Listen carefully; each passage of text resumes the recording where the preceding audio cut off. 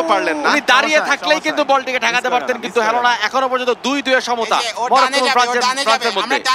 Right, তৃতীয় শটটাই মধ্যে Morocco এবং ঠেকিয়ে দিয়েছেন Hugo Lloris. First save from Hugo Lloris। Ousmane Dembele তিনি যদি গোলটা করতে পারেন তাহলে তার দলে এগিয়ে যাবে এবং বুনো তিনিও থামিয়ে দিয়েছেন। আবারও সমতা 2-2, দুই পক্ষ থেকে একটি করে মিস করা হয়েছে। এল নাসরি দুটো গোল করেছেন ম্যাচে, পেনাল্টিটা করতে পারবেন কিনা এবং এল নাসরিটা থামিয়ে দিয়েছেন হুগো লরিস। এখন কিন্তু আমার গোল হওয়া বন্ধ হয়ে গেছে, নিশ্চিতভাবেই গোলকিপাররা অনেক সতর্ক হয়ে গেছে।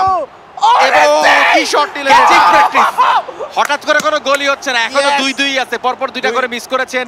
এবার এই পাঁচটার মধ্যে লাস্ট বাদ দাও অর্ক আর অনেক সেভ করছে এবং গোল এইটা যদি ডানে ঠেকায় দেয় তাহলে কিন্তু জিতে যাবে। কনফিউজ করলে হবে না মরক্কো এই গোলটা বাঁচাতে পারলেই মরক্কো জিতে যাবে এবং কিন্তু গোল 3-3। আমরা আবার অতিরিক্ত পেনাল্টি শুটআউটে চলে যাব। টেনশন নাই। আমার আবার গেছেন শুটটা নেওয়ার জন্য হুগো লরিস এটা থামাতে পারবেন জায়গা ভয় এবং পাইছে নাকি না না থামাতে পারলেন না, কিন্তু দাঁড়িয়ে থাকলে সোজা থাকলে কিন্তু থামাতে পারতেন।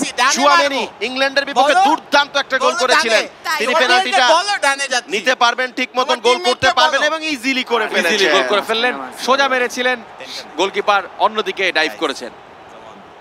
পেনাল্টি শুটার অনেকটাই ভাগ্যের বিষয়। ওনাহি কি শট মারলেন, এটা একদম মুখের উপরে। এইটা গোল করতে পারলেই কিন্তু ফ্রান্স জিতে যাবে। ফ্রান্স এখন আবারও ফাইনালে যাবে, ব্যাক টু ব্যাক দুটো ওয়ার্ল্ড কাপের ফাইনাল থেকে আর মাত্র একটা শট দূরে ফ্রান্স এই মুহূর্তে। থিও হার্নান্দেজ এবং গোল! ফ্রান্স কিন্তু ফাইনালে চলে গেল।